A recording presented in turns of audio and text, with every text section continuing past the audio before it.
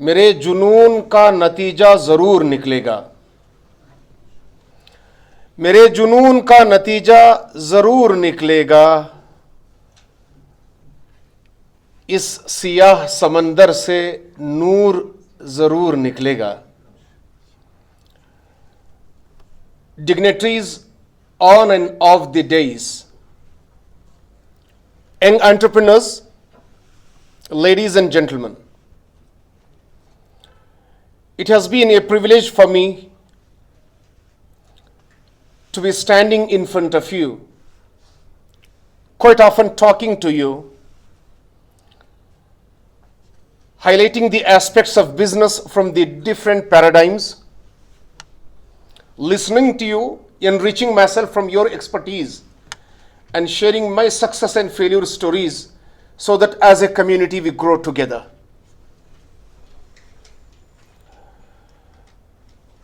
کائنات کا ایک عجیب و غریب اصول ہے، وہ اصول یہ ہے کہ جب کوئی انسان دینے کے لیے آگے بڑھتا ہے تو رب کریم پہلے اس کی جھولی بھرتے ہیں، اور ہم نے یہ ہر جگہ پر دیکھا ہے۔ دو چار ساتھیوں کو دسترخوان پر بلا کر کھانا کھلائیے،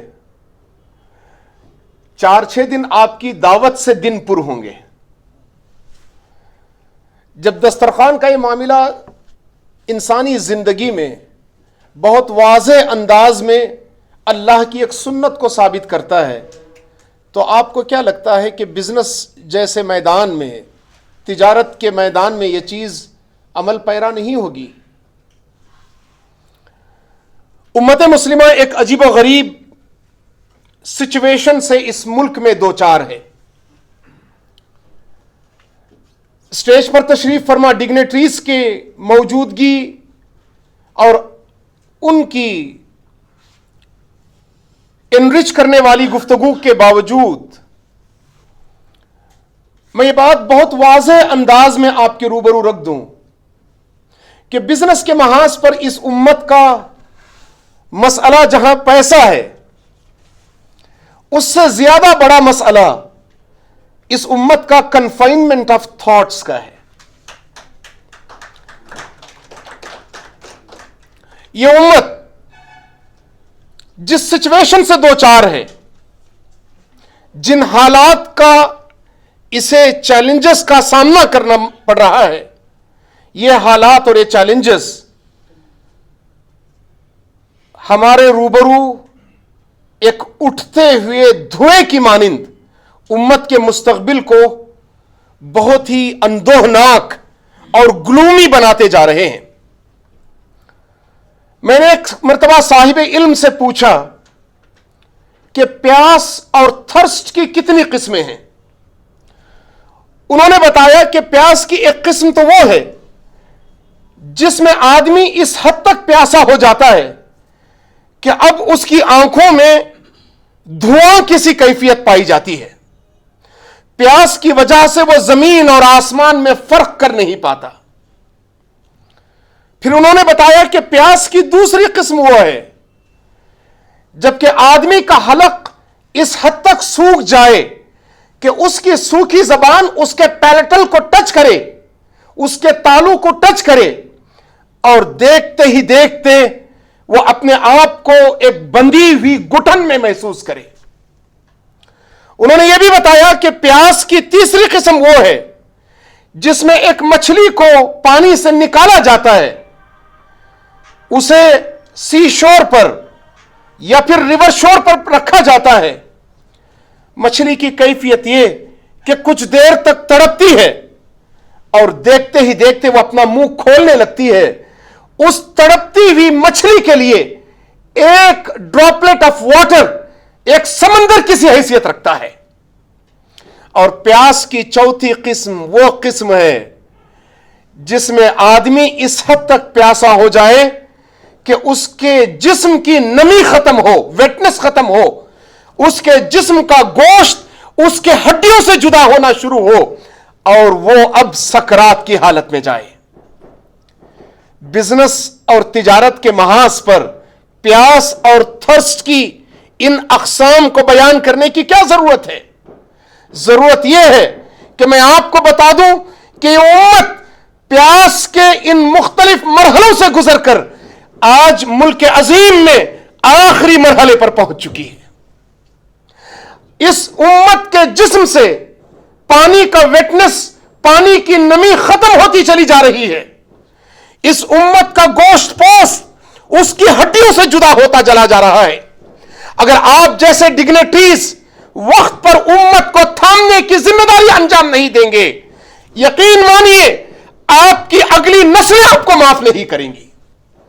ایک وقت آئے گا جس وقت میں ہم انٹرسٹ پر مبنی لونز کا تذکرہ کرتے ہوئے اپنی محفلوں کو جگاتے رہیں گے اور اپنی اگلی نسلوں کی گروی کا سامان پیدا کرتے رہیں گے، اور امت دینی فریضے سے اس حد تک دور ہوتی جائے گی کہ ہم سوال یہ کریں گے کہ آیا 50,000 روپے کے لون کے لیے مجھے اپنے ITRs دینے ہوں گے، جبکہ بزنس کے اعتبار سے میں تیار ہی نہیں ہوں.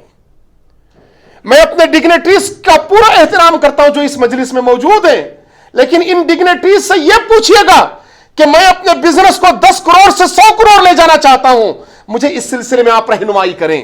یہ نہ پوچھئے گا کہ مجھے 50,000 روپے چاہیے اور 50,000 روپے کے لیے میں کس طریقے سے کھڑا ہو سکوں. 50,000 روپے، 1 لاکھ روپے، 5 لاکھ روپے نہ انڈیویجول کی ضرورت رہی ہے اور نہ قوم کی زندگی کی ضرورت رہی ہے. قوم اصولوں کے ساتھ جیتی ہے اور اصولوں سے مرتی ہے. قوم اقدار کے ساتھ جیتی ہے اور اقدار سے مرتی ہے. فرد کا بھی یہی معاملہ ہے. سنت الہی جو قوم کے معاملے میں کار فرما ہے، وہی سنت الہی فرد کے معاملے میں بھی کار فرما ہوتی ہے. آئیے ایک ایسی قوم کی تعمیر کا خواب دیکھتے ہیں جو قوم مانگنے کے مقابلے میں دینے پر یقین رکھے. آئیے ایک ایسی قوم کی تعمیر کا خواب دیکھتے ہیں جس قوم کی نسلیں مستقبل میں گروی نہیں رکھی جائیں گی، بلکہ اس نسل کے نوجوان جو میرے روبرو موجود ہیں وہ انشاءاللہ تبارک و تعالی اپنے پیروں پر کھڑے ہو کر کمیونٹی اور نیشن کو دینے کے لیے تیار رہیں گے. یہ اس امت کی ضرورت ہے، یہ ہمارے دین اور ایمان کی ضرورت ہے. رسول اللہ صلی اللہ علیہ وسلم نے اس زمانے میں، جس زمانے میں بزنس مین کے لیے سمسار کا لفظ استعمال کیا جاتا تھا، اور عربی زبان میں سمسار کے معنی ہیں کمیشن ایجنٹ کے، عربی زبان میں سمسار کے معنی ہے دلال کے. اللہ کے رسول صلی اللہ علیہ وسلم نے فرمایا، لوگوں بزنس مین کو سمسار نہ کہو، بزنس مین کو تاجر کہو. آپ صلی اللہ علیہ وسلم نے فرمایا، یہ بندہ مومن صرف دنیا کی تجارت نہیں کرتا بلکہ رب کے مرضی کی حصول کی تجارت بھی کرتا ہے. رسول اللہ صلی اللہ علیہ وسلم نے یہ کہہ کر اس کے ذہن و گمان میں یہ بھی بٹھایا کہ دلالی کوئی غلط کام نہیں ہے، کمیشن ایجنٹ کوئی غلط کام نہیں ہے، لیکن اس کے ساتھ ہنرمندی کی ضرورت ہے.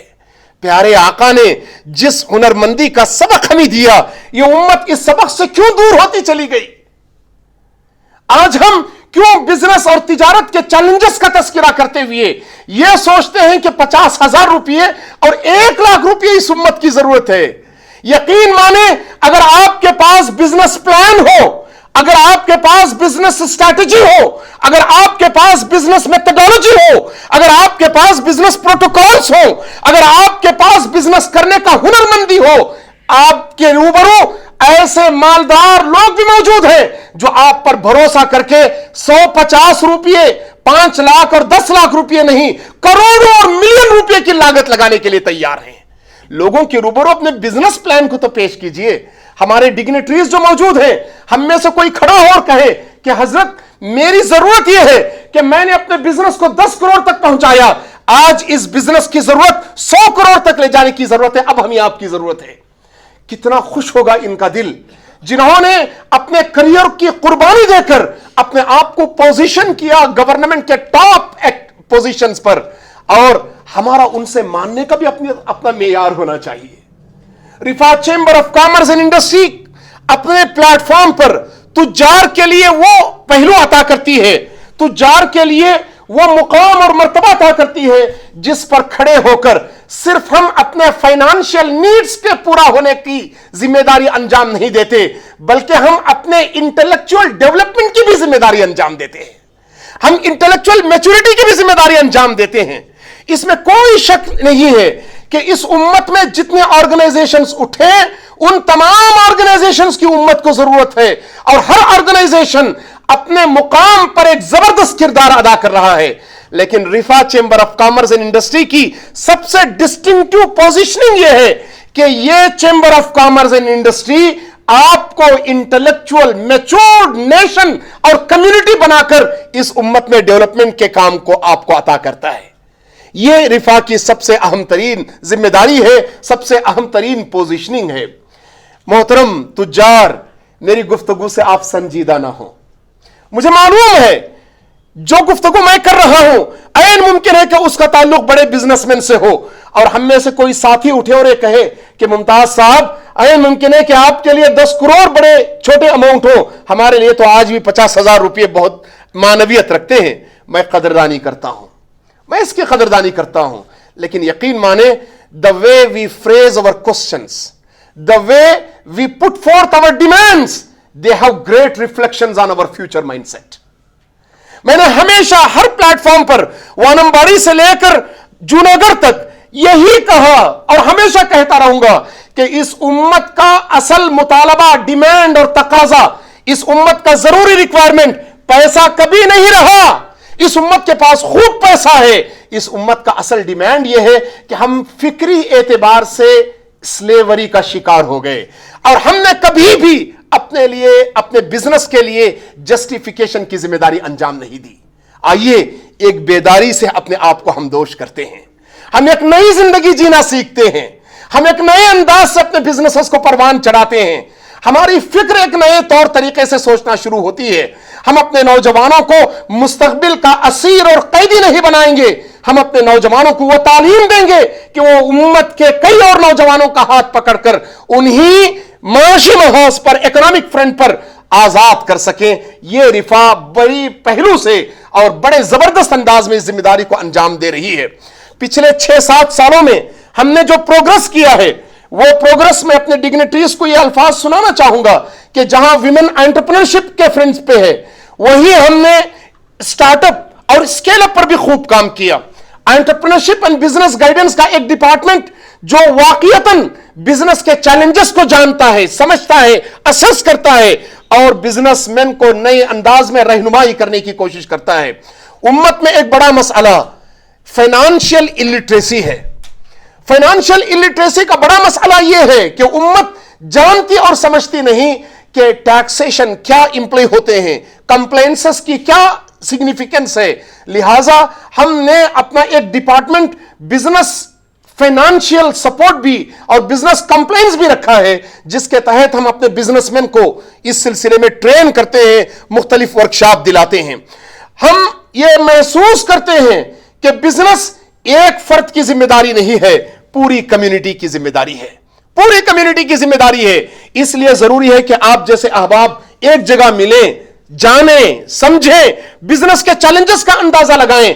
اس کے لیے ہم ہر فورٹ نائٹ یا منتھلی یا کوارٹرلی بیسس پر business meets, business events, business trade fairs منعقد کرتے ہیں۔ ویاپار اتسو کے نام سے ہم نے ایک کوشش کی، ناکامی اور کامیابی کا سوال مجھ سے نہ کیجئے، لیکن ایک کوشش ضرور تھی، اور ایسے کئی ویاپار اتسو اس امت کی ضرورت ہے جس میں لوگ ایک دوسرے کے قریب آئیں، ایک دوسرے کو جانیں۔ کئی سال، کئی مہینے تھے کہ میں جانتا نہ تھا کہ اختر صاحب کا کیا بزنس ہے، عارف اللہ صاحب کی کمپیٹنسیز کیا ہیں، ہدایت صاحب کیا کرتے ہیں، رحمت اللہ صاحب کیا کرتے ہیں، محسن صاحب کیا کرتے ہیں۔ لیکن چلتے چلتے جب ہم نے کیا، ایک فرد سوسائٹی میں، ایک فرد میں نے جب عام کیا، اختر صاحب نے میرے اپنے آپس میں بزنس شیئرنگ کا ریکارڈ رکھا ہے۔ اختر صاحب کتنا بزنس میں نے اپنے رفا کے ساتھیوں کے ساتھ شیئر کیا، ریفرنس، اپنے ذاتی سیلف ریفرنس کی بات کر رہا ہوں۔ ایک فرد 2-2.5 کروڑ کا بزنس اپنے احباب کے درمیان کر سکتا ہے، تو اندازہ لگائیں کتنا پیسہ ہمارے اپنے درمیان روٹیٹ ہو سکتا ہے۔ میں نے ہبلی میں اس بات کو واضح انداز میں کہا کہ chambers of commerce and industry political parties نہیں ہوتی، पॉलिटिकल पार्टीज में पैसा ऊपर से नीचे जाता है, chambers of commerce and industry में पैसा नीचे से ऊपर जाता है। यह फर्क है, यह फर्क है। इस फर्क को आप अंदाजा लगाइए। जब हम एक दूसरे के साथ वाकईतन बेहतर अंदाज में बिजनेस के ट्रांसैक्शंस को एस्टैब्लिश करेंगे कि मेरे घर में कारीगरी का काम, मेरे घर में सीमेंट का काम, मेरे घर के टाइल्स का काम, पीओपी का काम, मेरे लिए जिस तरीके से यूपीएस हमारी ऑफिस में सप्लाई करने की बात हो, ये और इस तरीके के कितने अहम तरीन काम हैं जो आप में से एक दूसरे से ले सकते हैं। अगर हर फर्द ये सोचे कि मेरा पैसा मेरी अपनी कम्युनिटी के अंदर रहे। कुरान मजीद ने इकोनॉमिक का उसूल बताया। सूरह हश्र में कुरान कहता है आयत नंबर 7 में, कैला यकून दूनकुम बैनल अगनियाइ मिनकुम, मुसलमानों तुम्हारी इकोनॉमी में तुम्हारा माल तुम्हारे अमीरों के दरमियान चले ना फिरे, तुम्हारे माल का रोटेशन तुम्हारे रिच पीपल के दरमियान ना हो, बल्कि तुम्हारे माल का रोटेशन तुम्हारे रिच से पूर के दरमियान हो, तुम्हारे रिच से पूर लोगों के दरमियान हो, अमीरों से जरूरतमंदों के दरमियान हो। जब इस तरीके से होगा तो वाकईतन देखिए रोटेशन ऑफ मनी किस तरीके से बैंडविड्थ ऑफ मनी और वेलोसिटी ऑफ मनी को पैदा करेगा। जब मनी की वेलोसिटी होगी तो इसके नतीजे में कम्युनिटी का ग्रोथ कैसे होगा, आप इसका अंदाजा लगा सकते हैं। जब मैं अपने साथियों को देखता हूं, उनके क्यूरियस चेहरों को देखता हूं, मेरा दिल चाहता है कि मैं जरूर बोलता रहूं और बोलता रहूं, लेकिन मुझे आपकी भूख का भी अंदाजा है, मुझे इस बात का भी अंदाजा है कि मेरी तबीयत फिल वक्त 2-4 दिन बुखार की वजह से मैं अब भी डल चल रहा हूं। लेकिन जब मैंने देखा कि 40-50 लोगों ने आज के प्रोग्राम के लिए इनलिस्ट किया है तो मैं अपने आप को रोक ना सका, और डिग्नेटरीज आ रहे थे तो मैं अपने आप को वाकईतन अपने बिस्तर पर रख ना सका, मैं उठ आया। अल्लाह तबारक व तआला से दुआ है कि रब्बे करीम हम तमाम को इस महाज पर आमादा जान करे कि हम देने वाले बने, ताकि अल्लाह ताला हमारी झोली भर दे। अक़ूलु क़ौली हाज़ा व अस्तग़फ़िरुल्लाह ली व लकुम व लिसाइरिल मुस्लिमीन फस्तग़फ़िरूहु इन्नहु हुवल गफ़ूरुर रहीम व आखिरु दअवाना अनिल हम्दुलिल्लाहि रब्बिल आलमीन।